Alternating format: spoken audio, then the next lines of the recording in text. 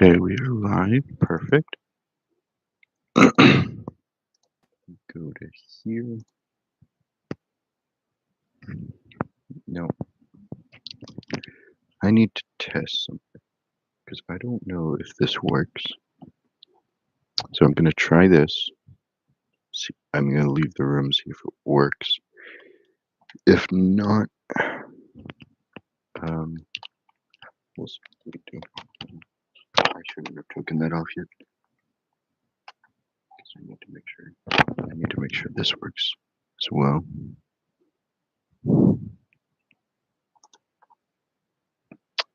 Okay. 12. Purification after child.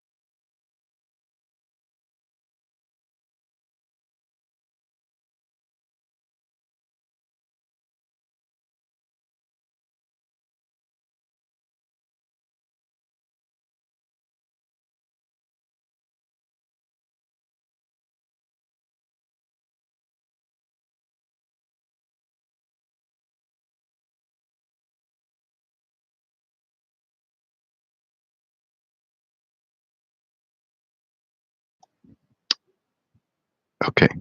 Doesn't look like that works. So, okay. Doesn't.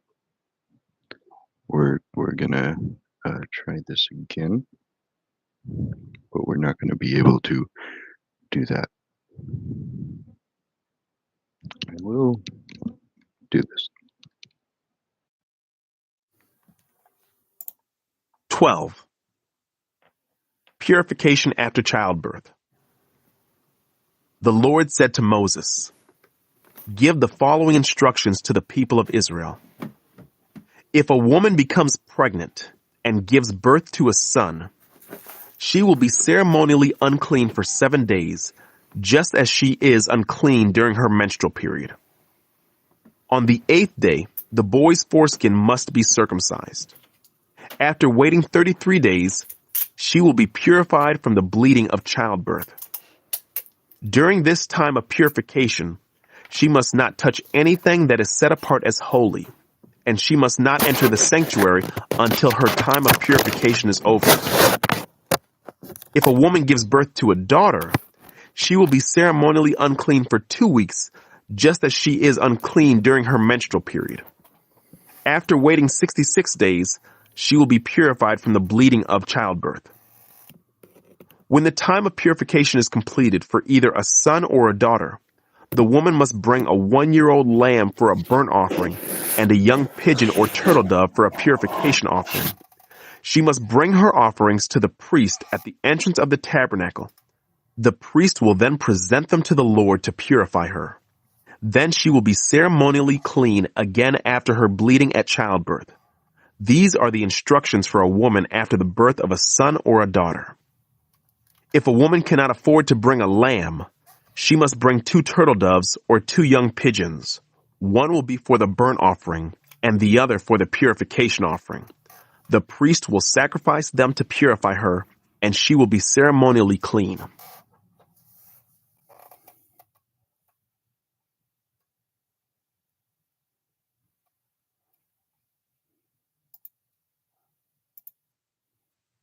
(13) Serious skin diseases. The Lord said to Moses and Aaron, "If anyone has a swelling or a rash or discolored skin that might develop into a serious skin disease, that person must be brought to Aaron the priest or to one of his sons. The priest will examine the affected area of the skin. If the hair in the affected area has turned white and the problem appears to be more than skin deep, It is a serious skin disease, and the priest who examines it must pronounce the person ceremonially unclean.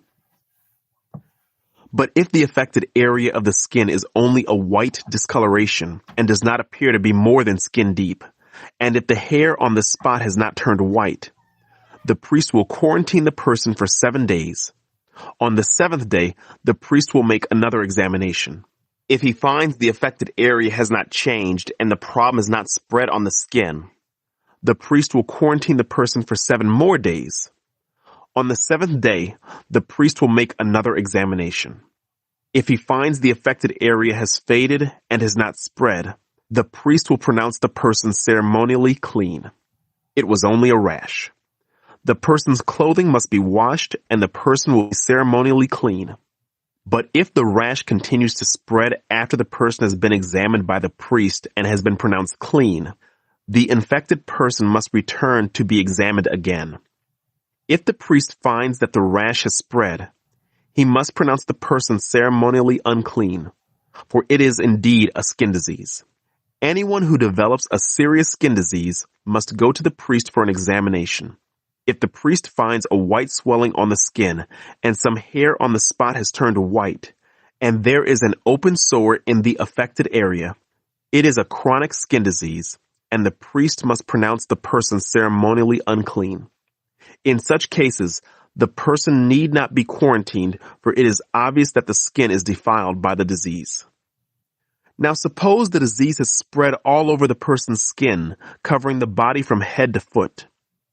When the priest examines the infected person and finds that the disease covers the entire body, he will pronounce the person ceremonially clean.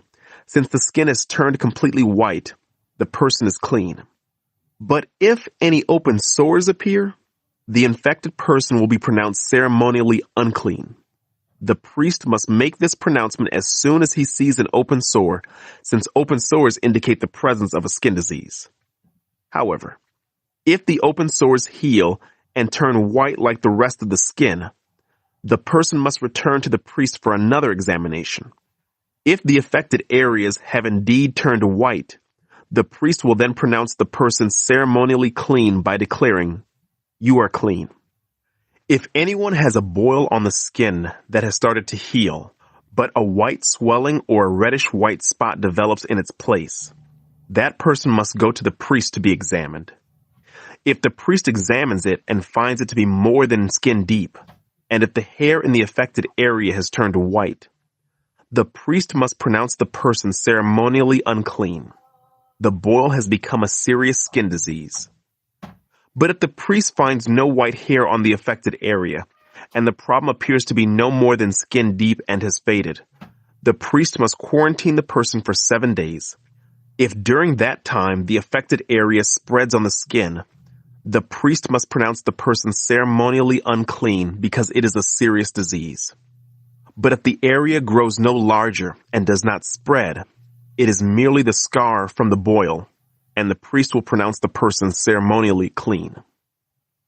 If anyone has suffered a burn on the skin and the burned area changes color, becoming either reddish white or shiny white, the priest must examine it. If he finds that the hair in the affected area has turned white and the problem appears to be more than skin deep, a skin disease has broken out in the burn. The priest must then pronounce the person ceremonially unclean, for it is clearly a serious skin disease. But if the priest finds no white hair on the affected area and the problem appears to be no more than skin deep and has faded, the priest must quarantine the infected person for 7 days. On the 7th day, the priest must examine the person again. If the affected area has spread on the skin, the priest must pronounce that person ceremonially unclean, for it is clearly a serious skin disease.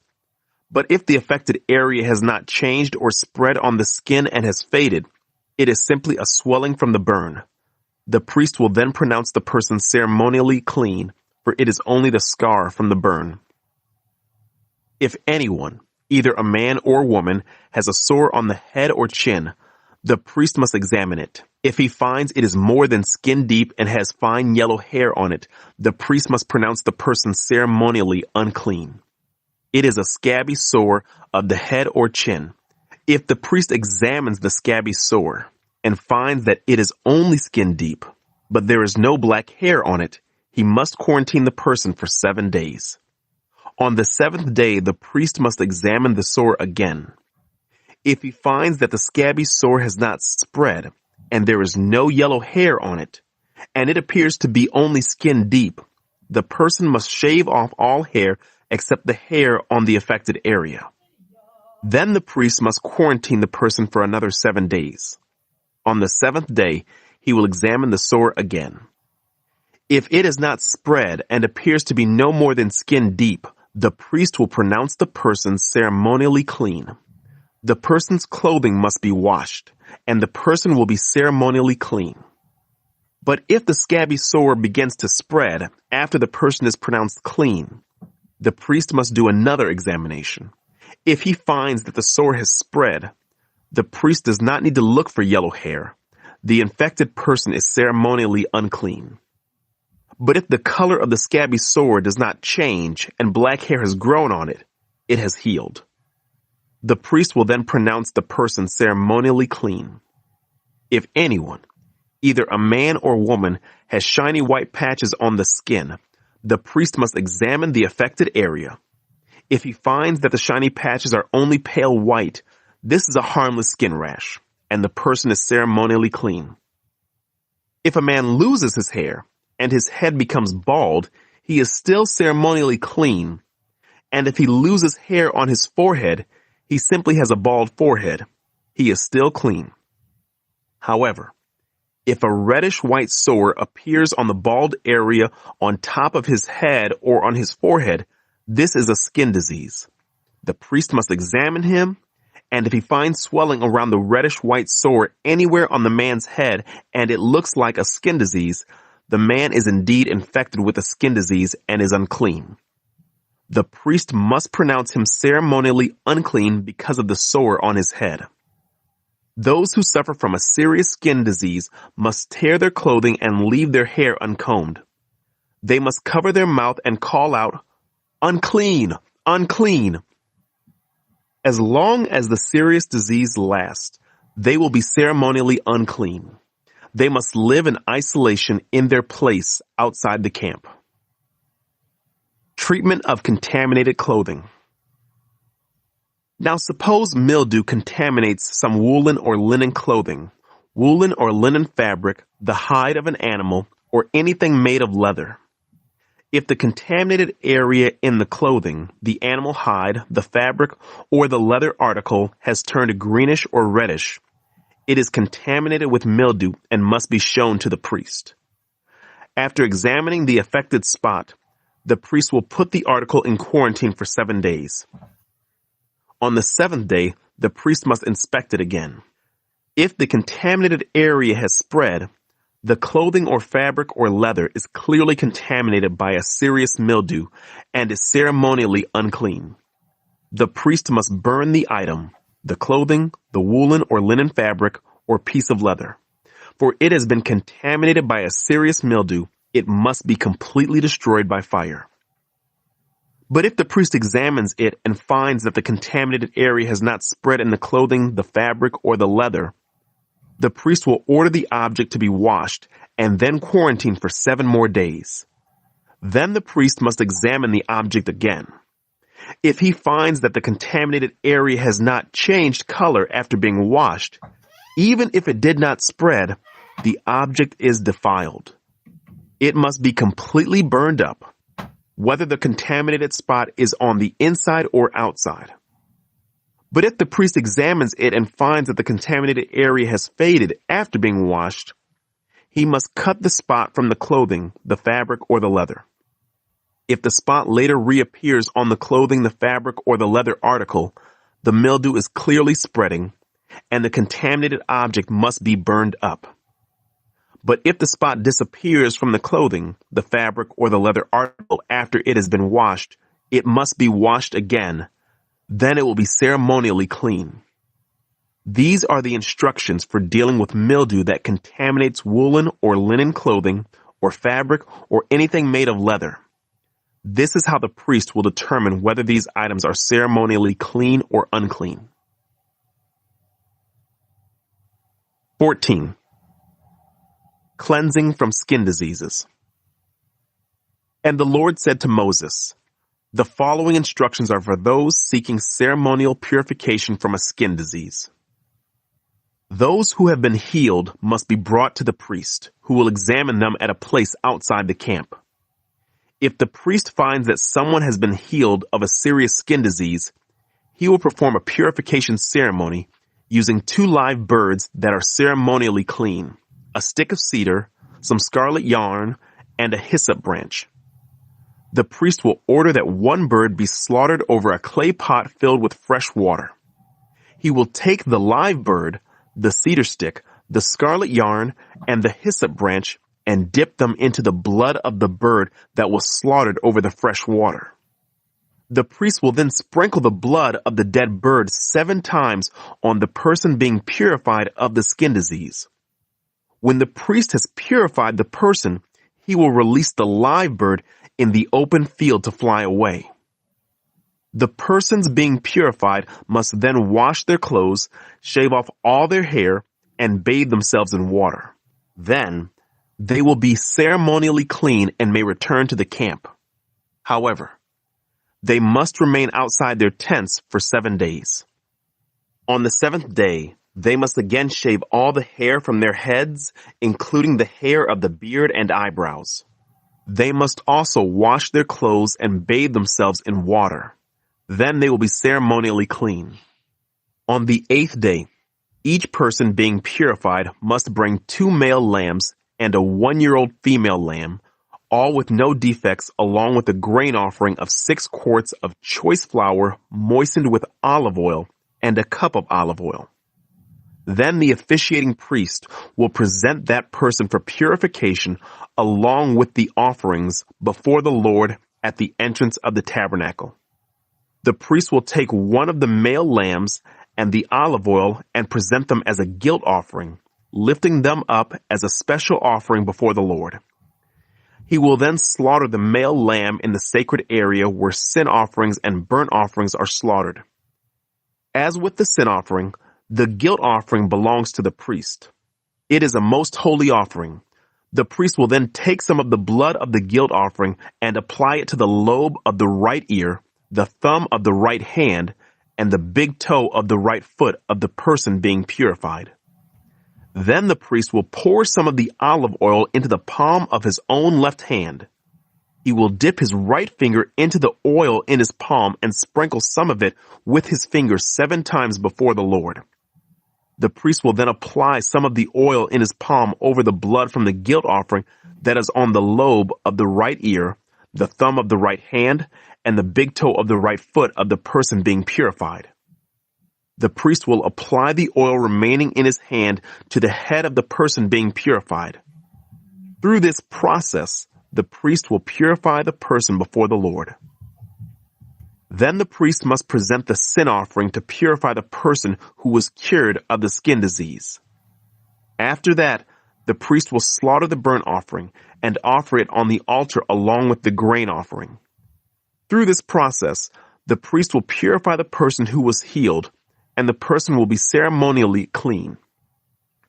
But anyone who is too poor and cannot afford these offerings may bring 1 male lamb for a guilt offering, to be lifted up as a special offering for purification. The person must also bring 2 quarts of choice flour moistened with olive oil for the grain offering, and a cup of olive oil. The offering must also include 2 turtle doves or 2 young pigeons, whichever the person can afford.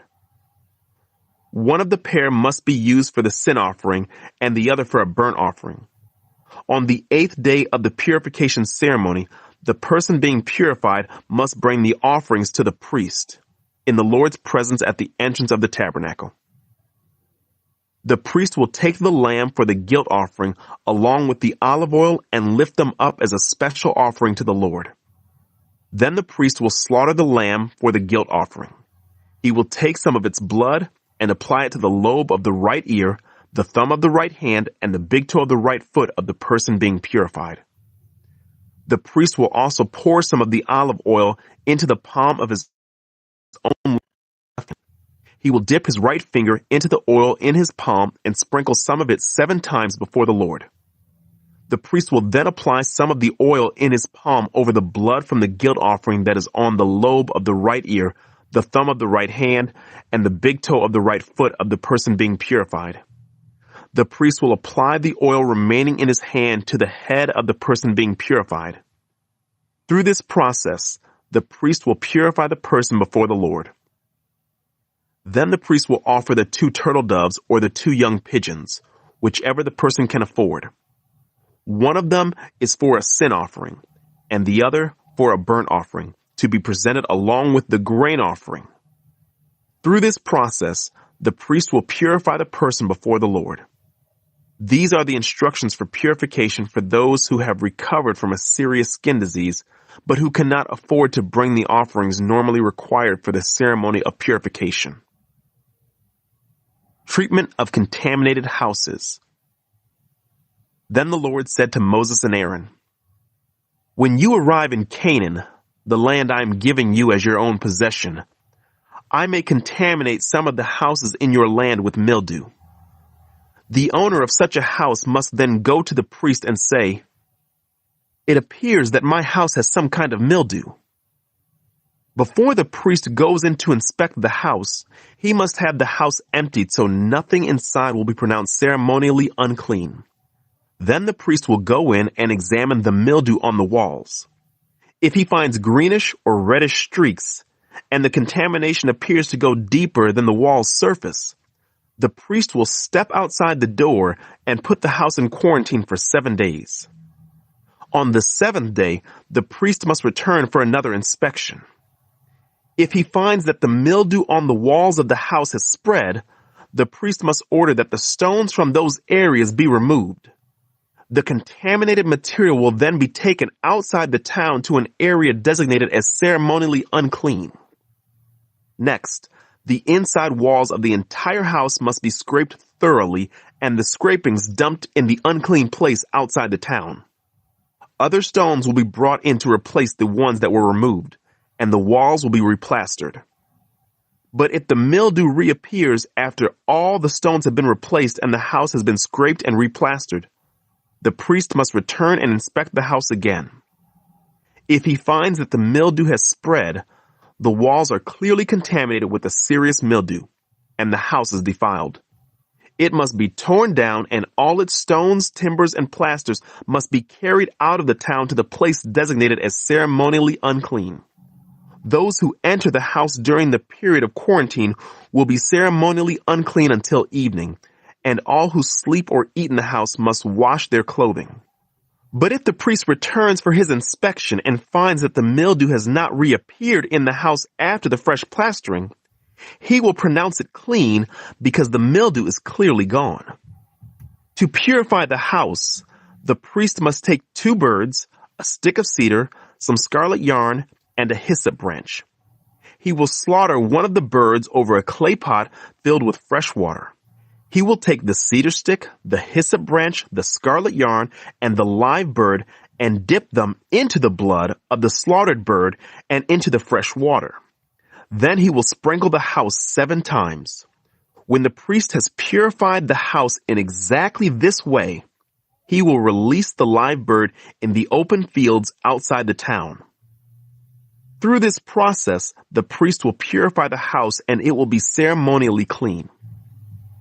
These are the instructions for dealing with serious skin diseases, including scabby sores and mildew, whether on clothing or in a house, and a swelling on the skin, a rash, or discolored skin. This procedure will determine whether a person or object is ceremonially clean or unclean. These are the instructions regarding skin diseases and mildew. 15. Bodily discharges. The Lord said to Moses and Aaron, "Give the following instructions to the people of Israel. Any man who has a bodily discharge is ceremonially unclean. This defilement is caused by his discharge, whether the discharge continues or stops. In either case, the man is unclean. any bed on which the man with the discharge lies, and anything on which he sits will be ceremonially unclean. So if you touch the man's bed, you must wash your clothes and bathe yourself in water, and you will remain unclean until evening. If you sit where the man with the discharge has sat, you must wash your clothes and bathe yourself in water, and you will remain unclean until evening.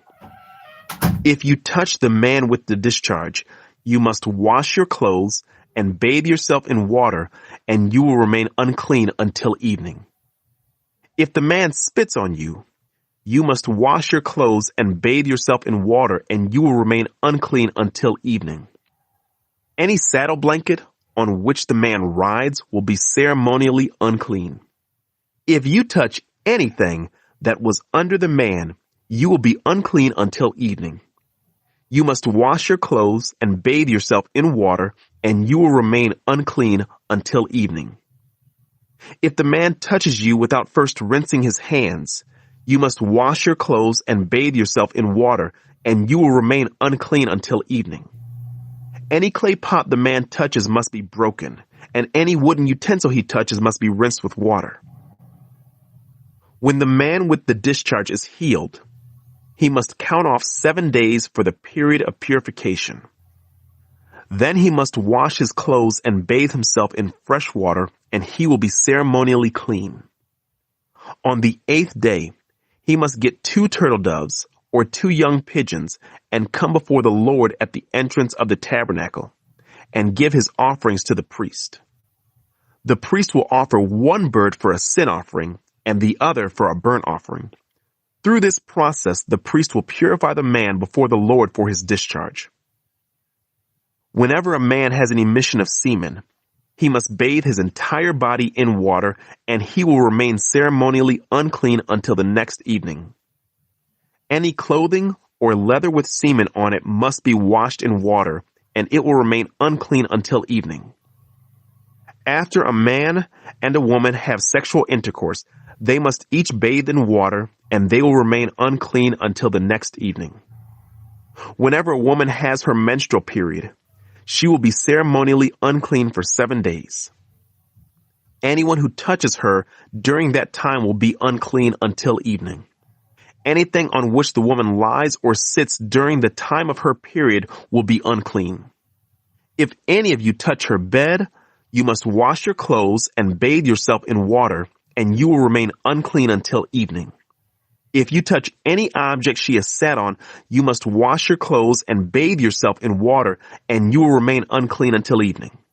This includes her bed or any other object she has sat on. You will be unclean until evening if you touch it. If a man has sexual intercourse with her and her blood touches him, her menstrual impurity will be transmitted to him. He will remain unclean for 7 days, and any bed on which he lies will be unclean. If a woman has a flow of blood for many days that is unrelated to her menstrual period, or if the blood continues beyond the normal period, she is ceremonially unclean. As during her menstrual period, the woman will be unclean as long as the discharge continues. Any bed she lies on and any object she sits on during that time will be unclean, just as during her normal menstrual period. If any of you touch these things, you will be ceremonially unclean. You must wash your clothes and bathe yourself in water, and you will remain unclean until evening. When the woman's bleeding stops, she must count off 7 days. Then she will be ceremonially clean. On the 8th day, she must bring 2 turtle doves or 2 young pigeons and present them to the priest at the entrance of the tabernacle. The priest will offer 1 for a sin offering and the other for a burnt offering. Through this process, the priest will purify her before the Lord for the ceremonial impurity caused by her bleeding. This is how you will guard the people of Israel from ceremonial uncleanness. Otherwise they would die, for their impurity would defile my tabernacle that stands among them. These are the instructions for dealing with anyone who has a bodily discharge: a man who is unclean because of an emission of semen, or a woman during her menstrual period. It applies to any man or woman who has a bodily discharge and to a man who has sexual intercourse with a woman who is ceremonially unclean. 16. The Day of Atonement. The Lord spoke to Moses after the death of Aaron's two sons, who died after they entered the Lord's presence and burned the wrong kind of fire before him. The Lord said to Moses, "Warn your brother Aaron not to enter the most holy place behind the inner curtain whenever he chooses. If he does, he will die.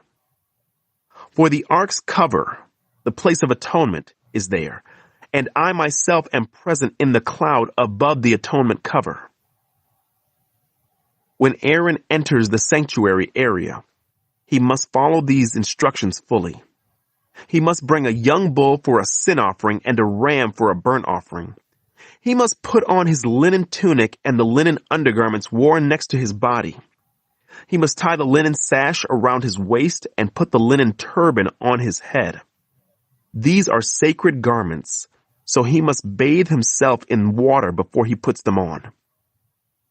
Aaron must take from the community of Israel 2 male goats for a sin offering and a ram for a burnt offering. Aaron will present his own bull as a sin offering to purify himself and his family, making them right with the Lord. Then he must take the 2 male goats and present them to the Lord at the entrance of the tabernacle. He is to cast sacred lots to determine which goat will be reserved as an offering to the Lord and which will carry the sins of the people to the wilderness of Azazel. Aaron will then present as a sin offering the goat chosen by lot for the Lord. The other goat, the scapegoat, chosen by lot to be sent away, will be kept alive, standing before the Lord. When it is sent away to Azazel in the wilderness, the people will be purified and made right with the Lord. Aaron will present his own bull as a sin offering to purify himself and his family, making them right with the Lord. After he has slaughtered the bull as a sin offering, he will fill an incense burner with burning coals from the altar that stands before the Lord. Then he will take 2 handfuls of fragrant powdered incense and will carry the burner and the incense behind the inner curtain. There in the Lord's presence, he will put the incense on the burning coals so that a cloud of incense will rise over the ark's cover, the place of atonement that rests on the ark of the covenant. If he follows these instructions, he will not die. Then he must take some of the blood of the bull, dip his finger in it, and sprinkle it on the east side of the atonement cover. He must sprinkle blood 7 times with his finger in front of the atonement cover. Then Aaron must slaughter the first goat as a sin offering for the people and carry its blood behind the inner curtain. There, he will sprinkle the goat's blood over the atonement cover and in front of it, just as he did with the bull's blood. Through this process, he will purify the most holy place, and he will do the same for the entire tabernacle, because of the defiling sin and rebellion of the Israelites. No one else is allowed inside the tabernacle when Aaron enters it for the purification ceremony in the most holy place. No one may enter until he comes out again after purifying himself, his family, and all the congregation of Israel, making them right with the Lord. Then Aaron will come out to purify the altar that stands before the Lord. He will do this by taking some of the blood from the bull and the goat and putting it on each of the horns of the altar. Then he must sprinkle the blood with his finger 7 times over the altar. In this way, he will cleanse it from Israel's defilement and make it holy. When Aaron has finished purifying the most holy place and the tabernacle and the altar, he must present the live goat. He will lay both of his hands on the goat's head and confess over it all the wickedness, rebellion, and sins of the people of Israel. In this way, he will transfer the people's sins to the head of the goat. Then a man specially chosen for the task will drive the goat into the wilderness. As the goat goes into the wilderness, it will carry all the people's sins upon itself into a desolate land. When Aaron goes back into the tabernacle, he must take off the linen garments he was wearing when he entered the most holy place, and he must leave the garments there. Then he must bathe himself with water in a sacred place, put on his regular garments, and go out to sacrifice a burnt offering for himself and a burnt offering for the people. Through this process, he will purify himself and the people, making them right with the Lord. He must then burn all the fat of the sin offering on the altar. The man chosen to drive the scapegoat into the wilderness of Azazel must wash his clothes and bathe himself in water. Then he may return to the camp. The bull and the goat presented as sin offerings, whose blood Aaron takes into the most holy place for the purification ceremony, will be carried outside the camp. The animal's hides, internal organs, and dung are all to be burned. The man who burns them must wash his clothes and bathe himself in water before returning to the camp. On the 10th day of the appointed month in early autumn, you must deny yourselves. Neither native-born Israelites nor foreigners living among you may do any kind of work. This is a permanent law for you. On that day, offerings of purification will be made for you, and you will be purified in the Lord's presence from all your sins. It will be a Sabbath day of complete rest for you, and you must deny yourselves. This is a permanent law for you. In future generations, the purification ceremony will be performed by the priest who has been anointed and ordained to serve as high priest in place of his ancestor Aaron.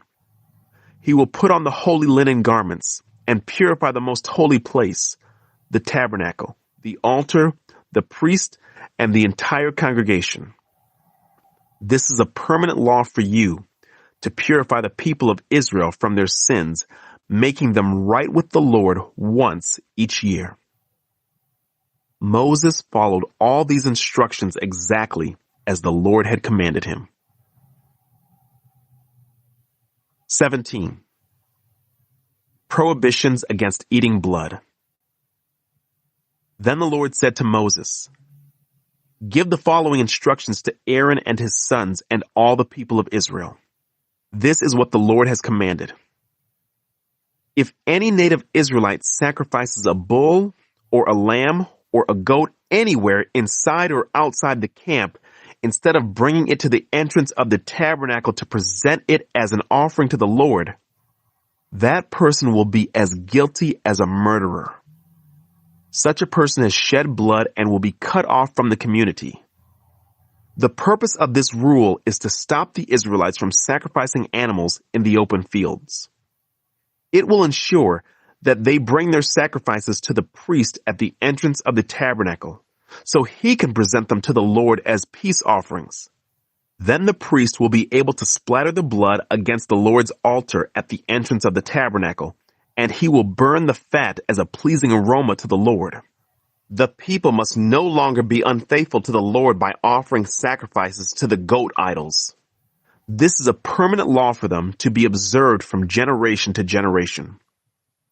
Give them this command as well.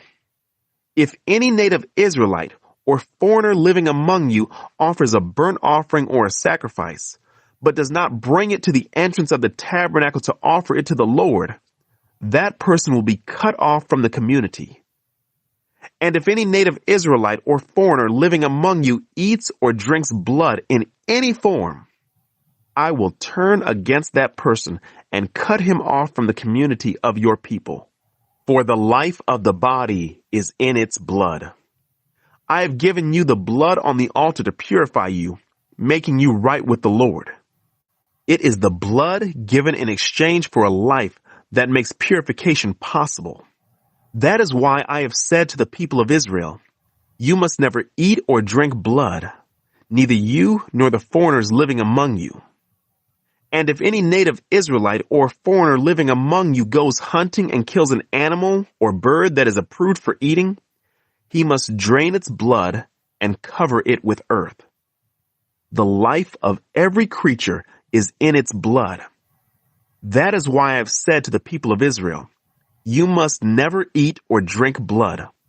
For the life of any creature is in its blood. So whoever consumes blood will be cut off from the community. And if any native-born Israelites or foreigners eat the meat of an animal that died naturally or was torn up by wild animals, they must wash their clothes and bathe themselves in water. They will remain ceremonially unclean until evening, but then they will be clean. But if they do not wash their clothes and bathe themselves, they will be punished for their sin. 18.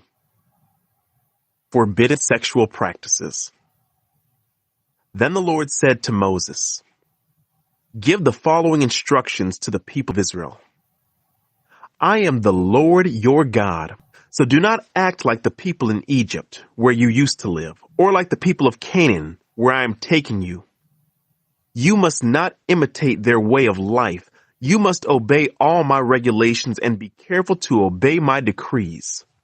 For I am the Lord your God. If you obey my decrees and my regulations, you will find life through them. I am the Lord. You must never have sexual relations with a close relative, for I am the Lord. Do not violate your father by having sexual relations with your mother. She is your mother. You must not have sexual relations with her. Do not have sexual relations with any of your father's wives, for this would violate your father. Do not have sexual relations with your sister or half-sister, whether she is your father's daughter or your mother's daughter, whether she was born into your household or someone else's. Do not have sexual relations with your granddaughter, whether she is your son's daughter or your daughter's daughter, for this would violate yourself. Do not have sexual relations with your stepsister, the daughter of any of your father's wives, for she is your sister. Do not have sexual relations with your father's sister, for she is your father's close relative. Do not have sexual relations with your mother's sister, for she is your mother's close relative. Do not violate your uncle, your father's brother, by having sexual relations with his wife, for she is your aunt. Do not have sexual relations with your daughter-in-law. She is your son's wife, so you must not have sexual relations with her. Do not have sexual relations with your brother's wife, for this would violate your brother. Do not have sexual relations with both a woman and her daughter, and do not take her granddaughter, whether her son's daughter or her daughter's daughter, and have sexual relations with her. They are close relatives, and this would be a wicked act. While your wife is living, do not marry her sister and have sexual relations with her, for they would be rivals. Do not have sexual relations with a woman during her period of menstrual impurity. Do not defile yourself by having sexual intercourse with your neighbor's wife. Do not permit any of your children to be offered as a sacrifice to Molech, for you must not bring shame on the name of your God. I am the Lord. Do not practice homosexuality, having sex with another man as with a woman. It is a detestable sin. A man must not defile himself by having sex with an animal, and a woman must not offer herself to a male animal to have intercourse with it. This is a perverse act. Do not defile yourselves in any of these ways, for the people I am driving out before you have defiled themselves in all these ways. Because the entire land has become defiled, I am punishing the people who live there. I will cause the land to vomit them out. You must obey all my decrees and regulations. You must not commit any of these detestable sins. This applies both to native-born Israelites and to the foreigners living among you. All these detestable activities are practiced by the people of the land where I am taking you. And this is how the land has become defiled. So do not defile the land and give it a reason to vomit you out, as it will vomit out the people who live there now. Whoever commits any of these detestable sins will be cut off from the community of Israel. So obey my instructions and do not defile yourselves by committing any of these detestable practices that were committed by the people who lived in the land before you. I am the Lord your God. 19. Holiness in personal conduct. The Lord also said to Moses, "Give the following instructions to the entire community of Israel. You must be holy, because I, the Lord your God, am holy.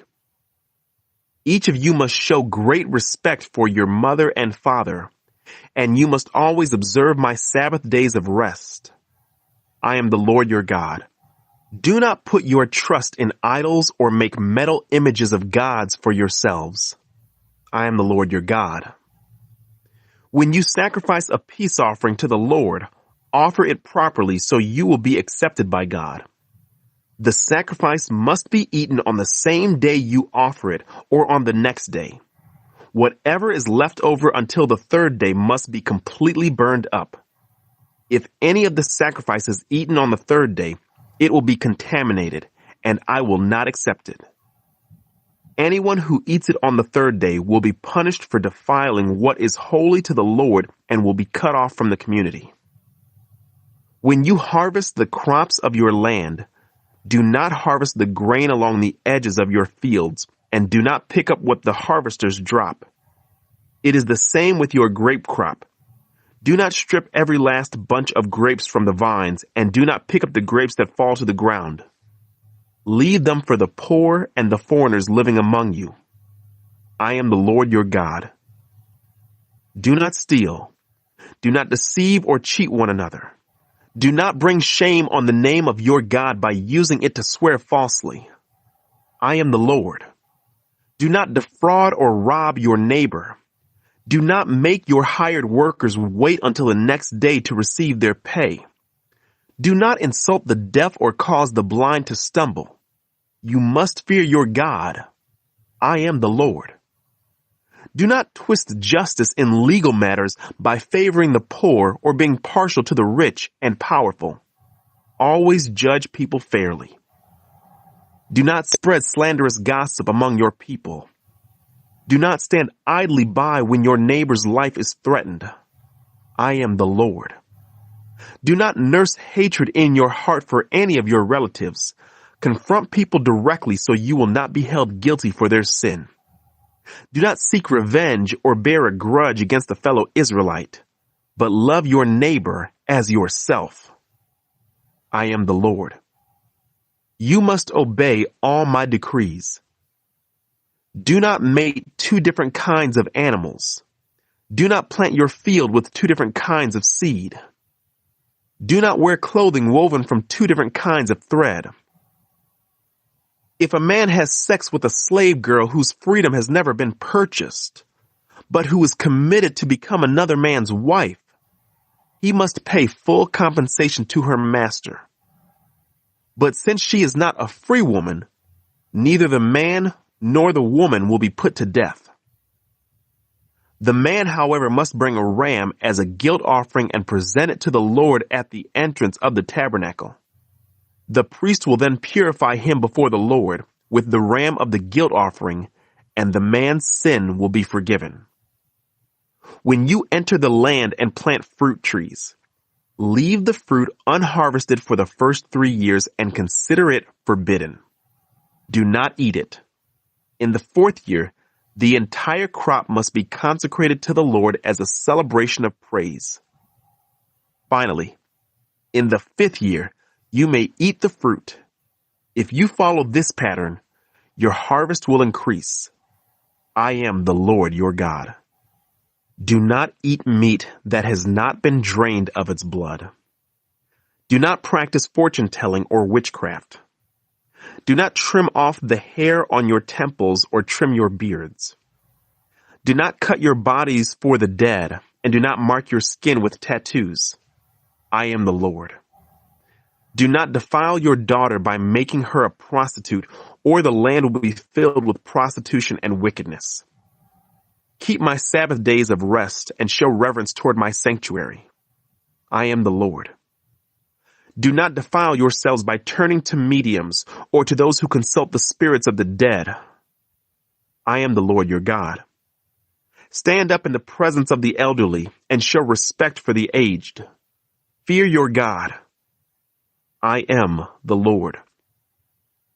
Do not take advantage of foreigners who live among you in your land. Treat them like native-born Israelites and love them as you love yourself. Remember that you were once foreigners living in the land of Egypt. I am the Lord your God. Do not use dishonest standards when measuring length, weight, or volume. Your scales and weights must be accurate. Your containers for measuring dry materials or liquids must be accurate. I am the Lord your God who brought you out of the land of Egypt. You must be careful to keep all of my decrees and regulations by putting them into practice. I am the Lord. 20. Punishments for disobedience. The Lord said to Moses, "Give the people of Israel these instructions, which apply both to native Israelites and to the foreigners living in Israel. If any of them offer their children as a sacrifice to Molech, they must be put to death. The people of the community must stone them to death. I myself will turn against them and cut them off from the community because they have defiled my sanctuary and brought shame on my holy name by offering their children to Molech. And if the people of the community ignore those who offer their children to Molech and refuse to execute them, I myself will turn against them and their families and will cut them off from the community. This will happen to all who commit spiritual prostitution by worshiping Molech. I will also turn against those who commit spiritual prostitution by putting their trust in mediums or in those who consult the spirits of the dead. I will cut them off from the community. So set yourselves apart to be holy, for I am the Lord your God. Keep all my decrees by putting them into practice, for I am the Lord who makes you holy. Anyone who dishonors father or mother must be put to death. Such a person is guilty of a capital offense. If a man commits adultery with his neighbor's wife, both the man and the woman who have committed adultery must be put to death. If a man violates his father by having sex with one of his father's wives, both the man and the woman must be put to death, for they are guilty of a capital offense. If a man has sex with his daughter-in-law, both must be put to death. They have committed a perverse act and are guilty of a capital offense. If a man practices homosexuality, having sex with another man as with a woman, both men have committed a detestable act. They must both be put to death, for they are guilty of a capital offense. If a man marries both a woman and her mother, he has committed a wicked act.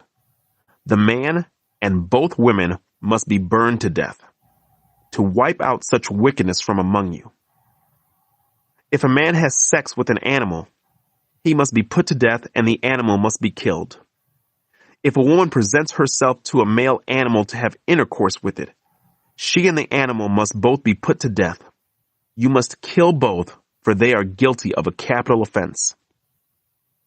If a man marries his sister, the daughter of either his father or his mother, and they have sexual relations, it is a shameful disgrace.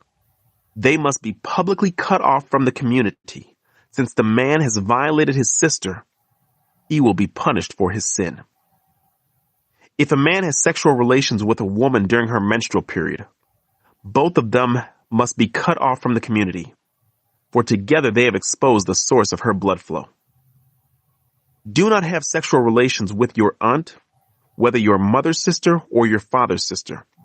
This would dishonor a close relative. Both parties are guilty and will be punished for their sin.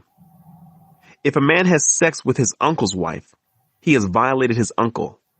Both the man and woman will be punished for their sin and they will die childless. If a man marries his brother's wife, it is an act of impurity. He has violated his brother. and the guilty couple will remain childless. You must keep all my decrees and regulations by putting them into practice. Otherwise, the land to which I am bringing you as your new home will vomit you out. Do not live according to the customs of the people I am driving out before you. It is because they do these shameful things that I detest them. But I have promised you, you will possess their land because I will give it to you as your possession, a land flowing with milk and honey. I am the Lord your God, who has set you apart from all other people. You must therefore make a distinction between ceremonially clean and unclean animals, and between clean and unclean birds. You must not defile yourselves by eating any unclean animal or bird or creature that scurries along the ground. I have identified them as being unclean for you. You must be holy, because I, the Lord, am holy. I have set you apart from all other people to be my very own.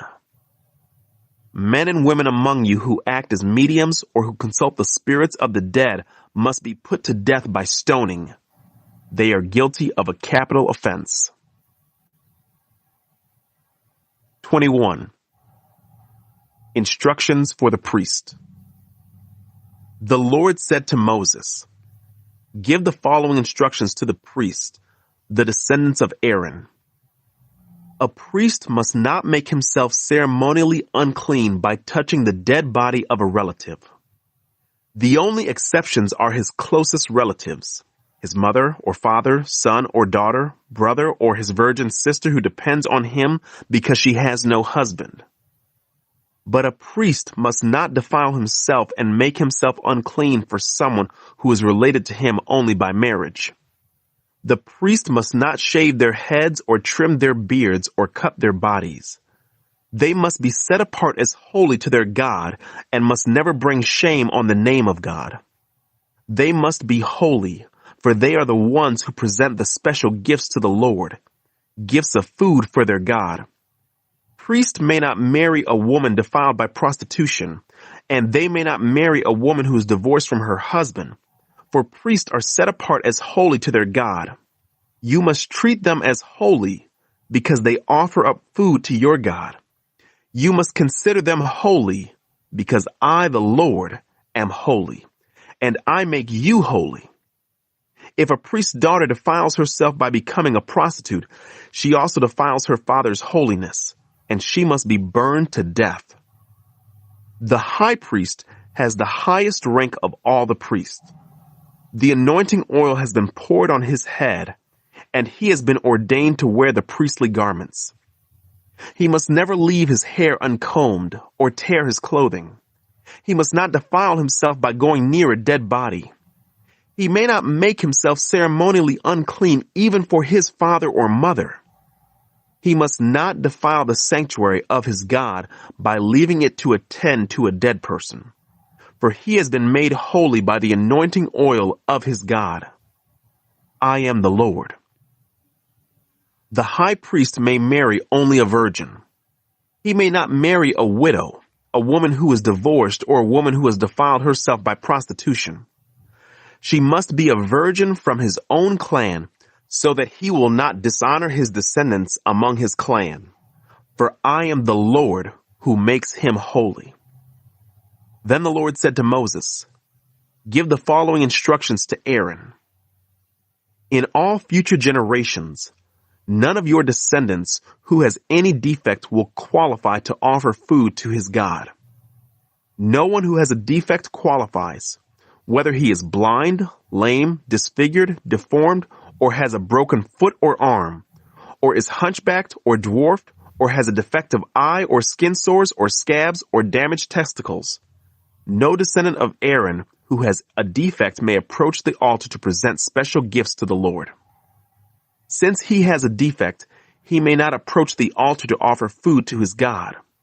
However, he may eat from the food offered to God, including the holy offerings and the most holy offerings. Yet because of his physical defect, he may not enter the room behind the inner curtain or approach the altar, for this would defile my holy places. I am the Lord who makes them holy. So Moses gave these instructions to Aaron and his sons and to all the Israelites. 22. The Lord said to Moses, "Tell Aaron and his sons to be very careful with the sacred gifts that the Israelites set apart for me, so they do not bring shame on my holy name. I, the Lord. Give them the following instructions.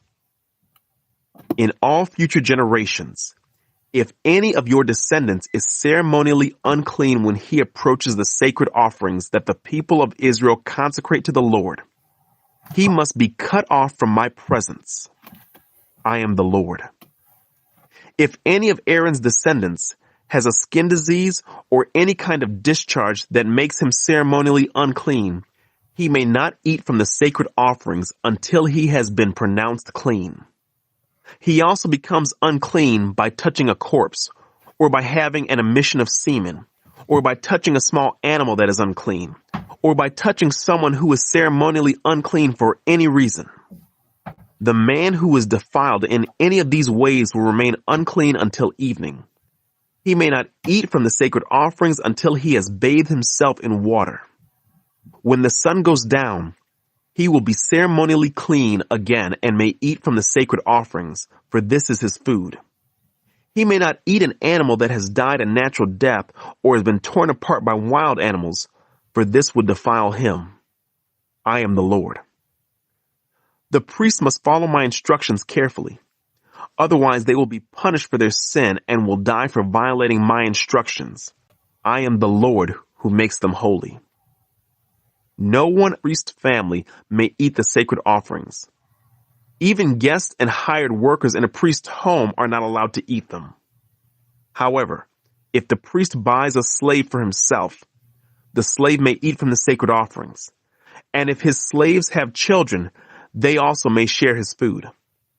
If a priest's daughter marries someone outside the priestly family, she may no longer eat the sacred offerings. But if she becomes a widow or is divorced and has no children to support her, and she returns to live in her father's home as in her youth, she may eat her father's food again. Otherwise, no one outside a priest's family may eat the sacred offerings. Any such person who eats the sacred offerings without realizing it must pay for the amount eaten plus an additional 20%. The priest must not let the Israelites defile the sacred offerings brought to the Lord by allowing unauthorized people to eat them. This would bring guilt upon them and require them to pay compensation. I am the Lord who makes them holy. Worthy and unworthy offerings. And the Lord said to Moses, "Give Aaron and his sons and all the Israelites these instructions, which apply both to native Israelites and to the foreigners living among you. If you present a gift as a burnt offering to the Lord, whether it is to fulfill a vow or is a voluntary offering, you will be accepted only if your offering is a male animal with no defects. It may be a bull, a ram, or a male goat. Do not present an animal with defects because the Lord will not accept it on your behalf. If you present a peace offering to the Lord from the herd or the flock, whether it is to fulfill a vow or is a voluntary offering, you must offer a perfect animal. It may have no defect of any kind. You must not offer an animal that is blind, crippled, or injured, or that has a wart or skin sore or scabs. Such animals must never be offered on the altar as special gifts to the Lord. If a bull or lamb has a leg that is too long or too short, it may be offered as a voluntary offering, but it may not be offered to fulfill a vow. If an animal has damaged testicles or is castrated, you may not offer it to the Lord. You must never do this in your own land, and you must not accept such an animal from foreigners and then offer it as a sacrifice to your God. Such animals will not be accepted on your behalf, for they are mutilated or defective." And the Lord said to Moses, "When a calf or lamb or goat is born, it must be left with its mother for 7 days. From the 8th day on, it will be acceptable as a special gift to the Lord. But you must not slaughter a mother animal and her offspring on the same day, whether from the herd or the flock. When you bring a thanksgiving offering to the Lord, sacrifice it properly so you will be accepted. Eat the entire sacrificial animal on the day it is presented. Do not leave any of it until the next morning. I am the Lord. You must faithfully keep all my commands by putting them into practice, for I am the Lord. Do not bring shame on my holy name, for I will display my holiness among the people of Israel. I am the Lord who makes you holy. It was I who rescued you from the land of Egypt, that I might be your God. I am the Lord. 23. The appointed festivals. The Lord said to Moses, "Give the following instructions to the people of Israel. These are the Lord's appointed festivals which you are to proclaim as official days for holy assembly. You have 6 days each week for your ordinary work, but the seventh day is a Sabbath day of complete rest, an official day for holy assembly. It is the Lord's Sabbath day, and it must be observed wherever you live. In addition to the Sabbath, these are the Lord's appointed festivals, the official days for holy assembly that are to be celebrated at their proper times each year. Passover and the Festival of Unleavened Bread. The Lord's Passover begins at sundown on the 14th day of the first month. On the next day, the 15th day of the month, you must begin celebrating the Festival of Unleavened Bread. This festival to the Lord continues for 7 days, and during that time the bread you eat must be made without yeast. On the first day of the festival, all the people must stop their ordinary work and observe an official day for holy assembly. For 7 days, you must present special gifts to the Lord. On the seventh day, the people must again stop all their ordinary work to observe an official day for holy assembly. Celebration of First Harvest. Then the Lord said to Moses, "Give the following instructions to the people of Israel. When you enter the land I am giving you and you harvest its first crops, bring the priest a bundle of grain from the first cutting of your grain harvest. On the day after the Sabbath, the priest will lift it up before the Lord so it may be accepted on your behalf. On that same day, you must sacrifice a 1-year-old male lamb with no defects as a burnt offering to the Lord. With it, you must present a grain offering consisting of 4 quarts of choice flour moistened with olive oil. It will be a special gift, a pleasing aroma to the Lord. You must also offer 1 quart of wine as a liquid offering. Do not eat any bread or roasted grain or fresh kernels on the day until you bring this offering to your God. This is a permanent law for you, and it must be observed from generation to generation wherever you live." The Festival of Harvest. From the day after the Sabbath, the day you bring the bundle of grain to be lifted up as a special offering, count off 7 full weeks. Keep counting until the day after the 7th Sabbath, 50 days later. Then present an offering of new grain to the Lord. From wherever you live, bring 2 loaves of bread to be lifted up before the Lord as a special offering. Make these loaves from 4 quarts of choice flour and bake them with yeast. They will be an offering to the Lord from the first of your crops. Along with the bread, present 7 one-year-old male lambs with no defects, 1 young bull, and 2 rams as burnt offerings to the Lord. These burnt offerings, together with the grain offerings and liquid offerings, will be a special gift, a pleasing aroma to the Lord. Then you must offer 1 male goat as a sin offering and 2 one-year-old male lambs as a peace offering. The priest will lift up the 2 lambs as a special offering to the Lord, together with the loaves representing the first of your crops. These offerings, which are holy to the Lord, belong to the priest. That same day will be proclaimed an official day for holy assembly, a day on which you do no ordinary work. This is a permanent law for you, and it must be observed from generation to generation wherever you live. When you harvest the crops of your land, do not harvest the grain along the edges of your fields, and do not pick up what the harvesters drop. Leave it for the poor and the foreigners living among you. I am the Lord your God. The Festival of Trumpets. The Lord said to Moses, "Give the following instructions to the people of Israel. On the first day of the appointed month in early autumn, you are to observe a day of complete rest. It will be an official day for holy assembly, a day commemorated with loud blast of a trumpet. You must do no ordinary work on that day. Instead, you are to present special gifts to the Lord." The Day of Atonement. Then the Lord said to Moses, "Be careful to celebrate the Day of Atonement on the 10th day of that same month, 9 days after the Festival of Trumpets. You must observe it as an official day for holy assembly, a day to deny yourselves and present special gifts to the Lord. Do no work during that entire day because it is the Day of Atonement, when offerings of purification are made for you, making you right with the Lord your God. All who do not deny themselves that day will be cut off from God's people, and I will destroy anyone among you who does any work on that day. You must not do any work at all. This is a permanent law for you, and it must be observed from generation to generation wherever you live. This will be a Sabbath day of complete rest for you, and on that day you must deny yourselves. This day of rest will begin at sundown on the 9th day of the month and extend until sundown on the 10th day. The Festival of Shelters. And the Lord said to Moses, "Give the following instructions to the people of Israel.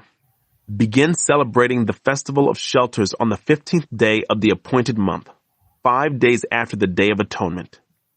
This festival to the Lord will last for 7 days. On the first day of the festival, you must proclaim an official day for holy assembly, when you do no ordinary work. For 7 days, you must present special gifts to the Lord. The 8th day is another holy day on which you present your special gifts to the Lord. This will be a solemn occasion, and no ordinary work may be done that day. These are the Lord's appointed festivals.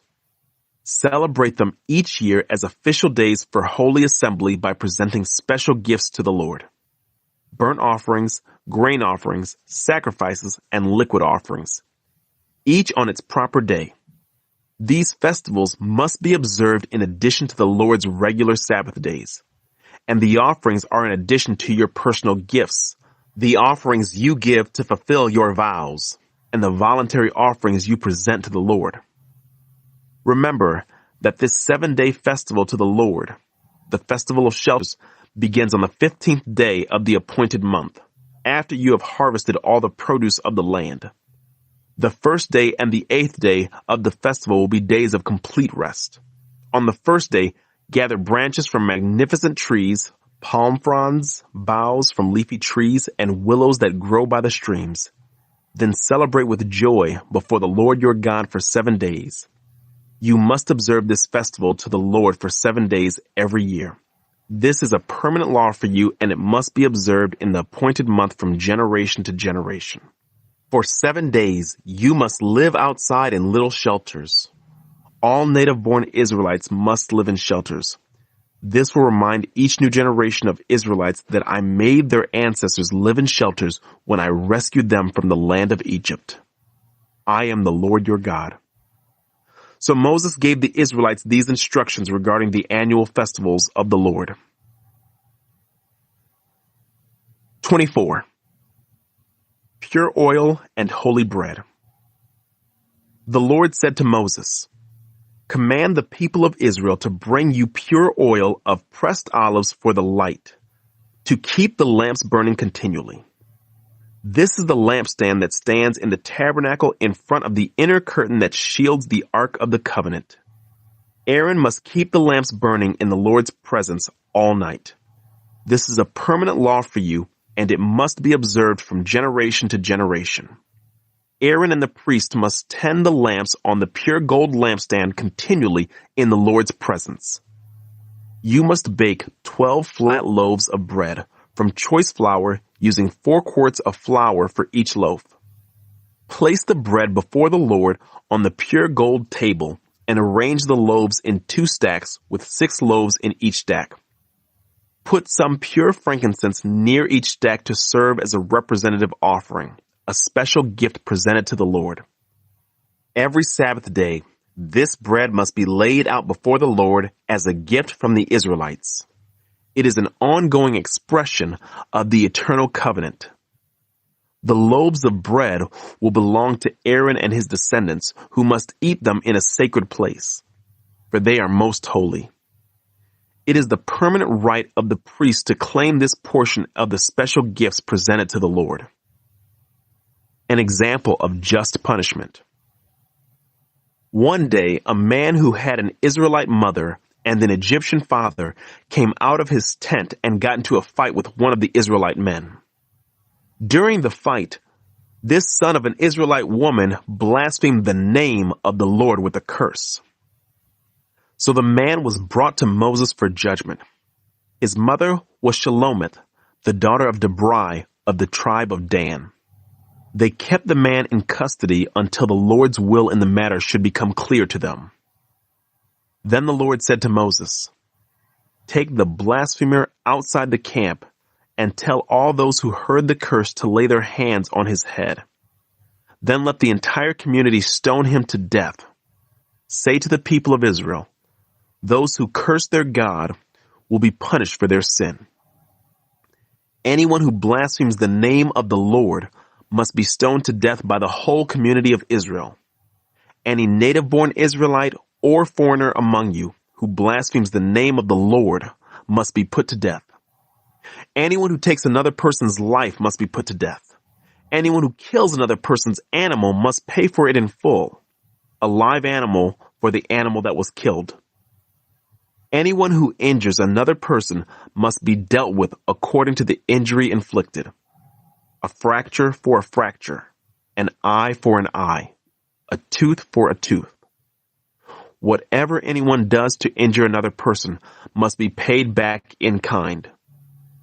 Whoever kills an animal must pay for it in full. But whoever kills another person must be put to death. This same standard applies both to native-born Israelites and to the foreigners living among you. I am the Lord your God." After Moses gave all these instructions to the Israelites, they took the blasphemer outside the camp and stoned him to death. The Israelites did just as the Lord had commanded Moses. 25. The Sabbath year. While Moses was on Mount Sinai, the Lord said to him, "Give the following instructions to the people of Israel. When you have entered the land I am giving you, the land itself must observe a Sabbath rest before the Lord every 7th year. For 6 years you may plant your fields and prune your vineyards and harvest your crops. But during the 7th year, the land must have a Sabbath year of complete rest. It is the Lord's Sabbath. Do not plant your fields or prune your vineyards during that year. And don't store away the crops that grow on their own or gather the grapes from your unpruned vines. The land must have a year of complete rest. But you may eat whatever the land produces on its own during its Sabbath. This applies to you, your male and female servants, your hired workers, and the temporary residents who live with you. Your livestock and the wild animals in your land will also be allowed to eat what the land produces." The year of Jubilee. In addition, you must count off 7 Sabbath years, 7 sets of 7 years, adding up to 49 years in all. Then on the Day of Atonement in the 50th year, blow the ram's horn loud and long throughout the land. Set this year apart as holy, a time to proclaim freedom throughout the land for all who live there. It will be a jubilee year for you, when each of you may return to the land that belonged to your ancestors and return to your own clan. This 50th year will be a jubilee for you. During that year, you must not plant your fields or store away any of the crops that grow on their own. And don't gather the grapes from your unpruned vines. It will be a jubilee year for you, and you must keep it holy. But you may eat whatever the land produces on its own. In the year of Jubilee, each of you may return to the land that belonged to your ancestors. When you make an agreement with your neighbor to buy or sell property, you must not take advantage of each other. When you buy land from your neighbor, the price you pay must be based on the number of years since the last Jubilee. The seller must set the price taking into account the number of years remaining until the next year of Jubilee. The more years until the next Jubilee, the higher the price. The fewer years, the lower the price. After all, the person selling the land is actually selling you a certain number of harvest. Show your fear of God by not taking advantage of each other. I am the Lord your God. If you want to live securely in the land, follow my decrees and obey my regulations. Then the land will yield large crops, and you will eat your fill and live securely in it. But you might ask, what will we eat during the 7th year, since we are not allowed to plant or harvest crops that year? Be assured that I will send my blessing for you in the 6th year, so the land will produce a crop large enough for 3 years. When you plant your fields in the 8th year, you will still be eating from the large crop of the 6th year.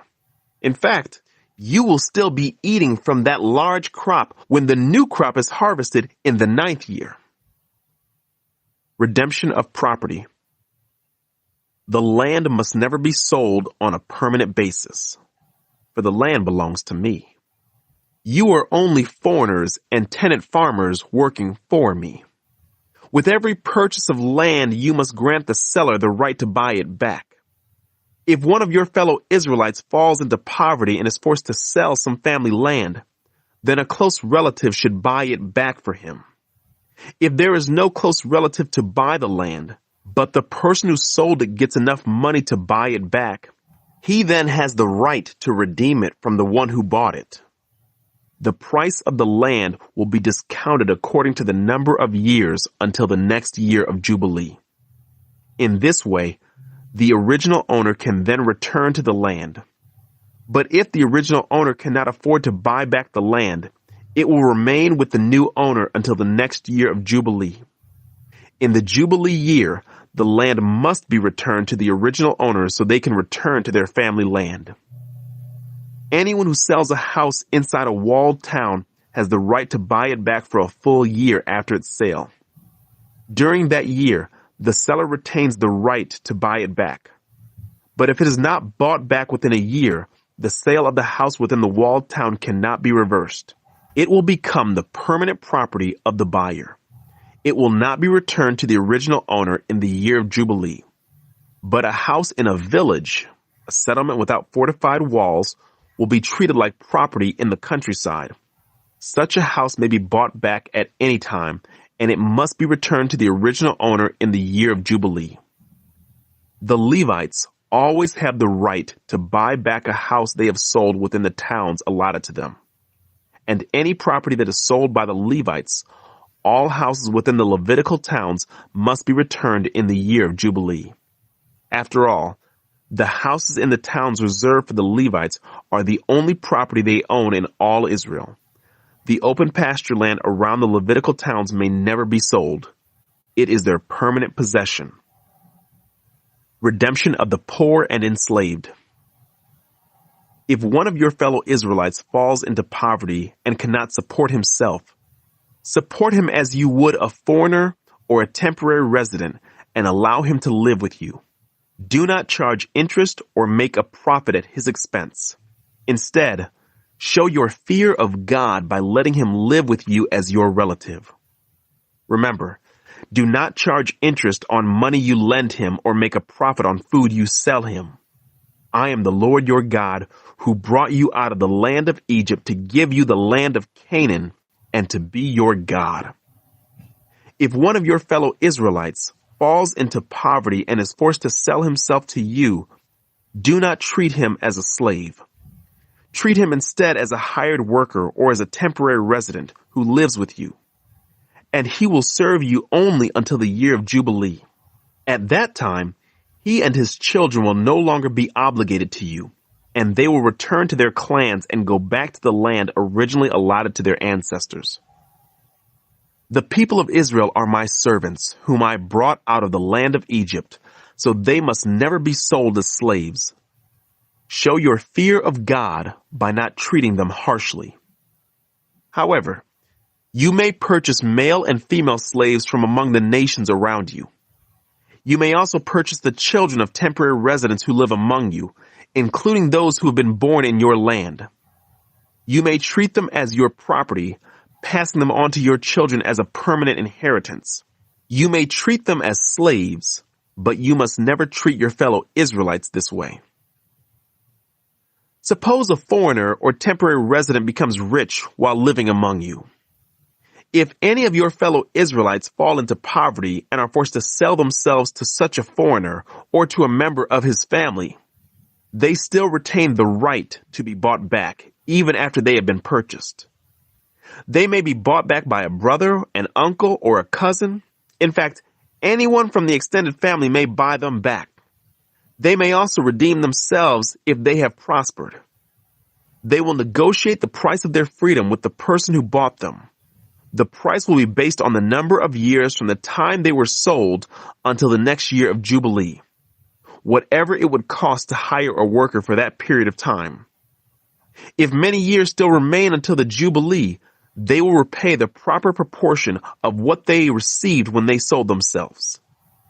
If only a few years remain until the year of Jubilee, they will repay a small amount for their redemption. The foreigner must treat them as workers hired on a yearly basis. You must not allow a foreigner to treat any of your fellow Israelites harshly. If any Israelites have not been bought back by the time the year of Jubilee arrives, they and their children must be set free at that time. For the people of Israel belong to me. They are my servants whom I brought out of the land of Egypt. I am the Lord your God. 25.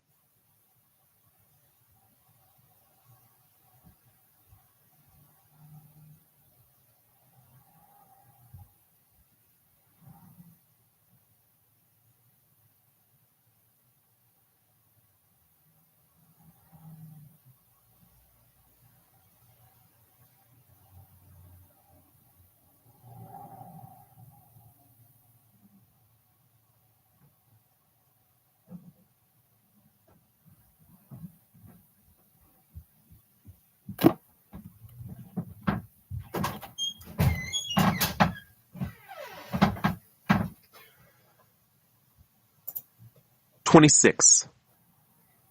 Blessings for obedience.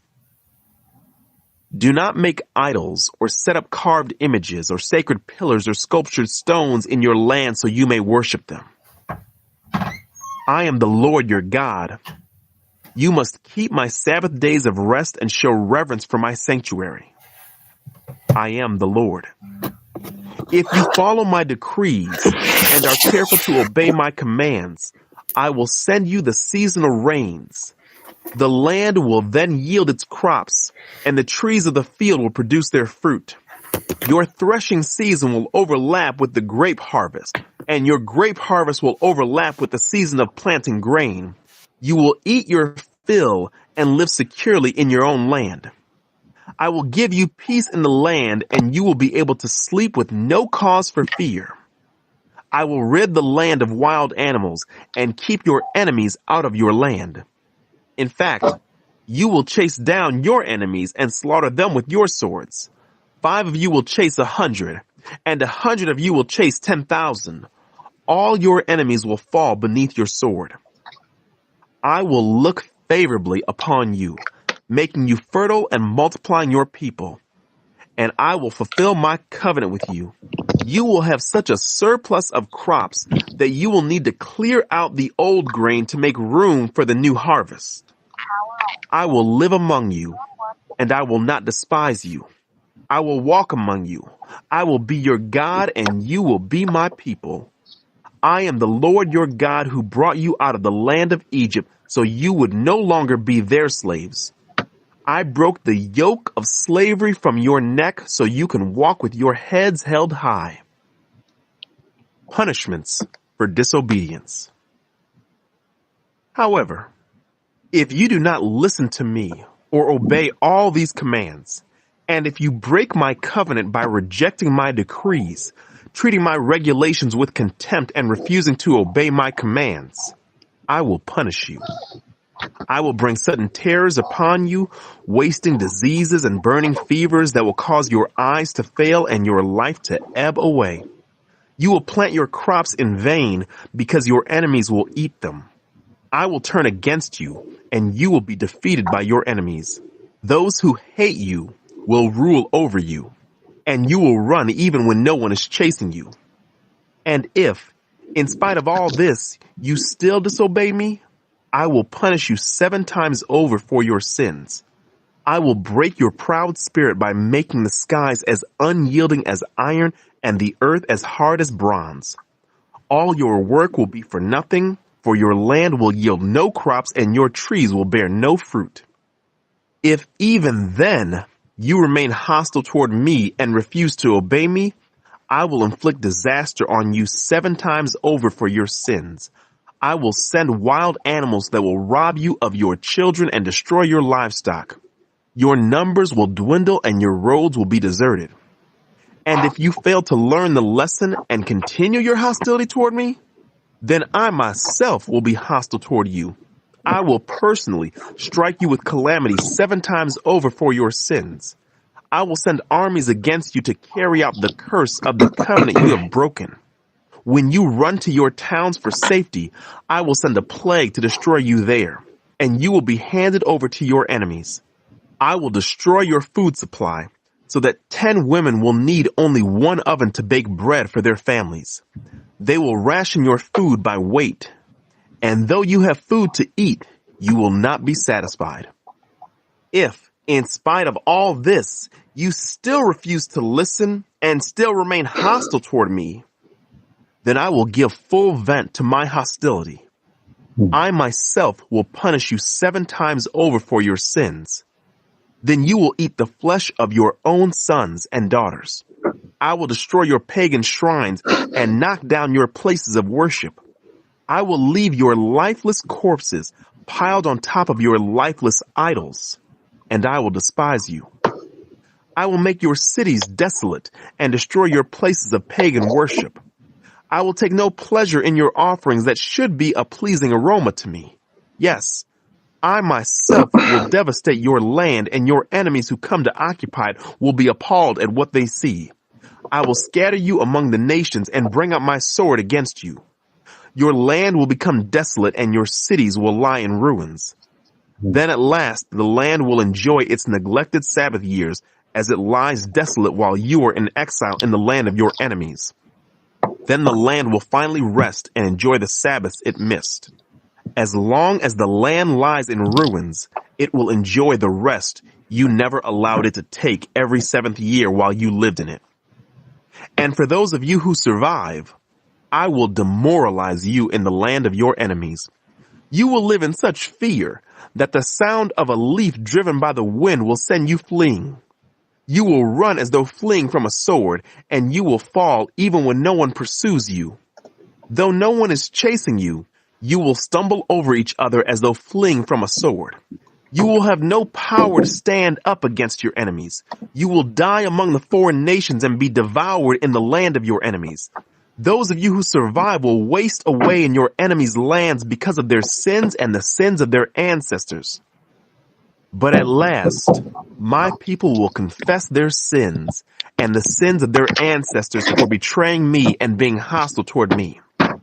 When I have turned their hostility back on them and brought them to the land of their enemies, then at last their stubborn hearts will be humbled and they will pay for their sins. Then I will remember my covenant with Jacob and my covenant with Isaac and my covenant with Abraham, and I will remember the land. For the land must be abandoned to enjoy its years of Sabbath rest as it lies deserted. At last, the people will pay for their sins, for they have continually rejected my regulations and despised my decrees. But despite all this, I will not utterly reject or despise them while they are in exile in the land of their enemies. I will not cancel my covenant with them by wiping them out, for I am the Lord their God. For their sakes I will remember my ancient covenant with their ancestors, whom I brought out of the land of Egypt in the sight of all the nations, that I might be their God. I am the Lord. These are the decrees, regulations, and instructions that the Lord gave through Moses on Mount Sinai as evidence of the relationship between himself and the Israelites. Cool. We're going to end it there. So next we will do Leviticus 26. But thank you all so much for watching. Hope to see you guys next time.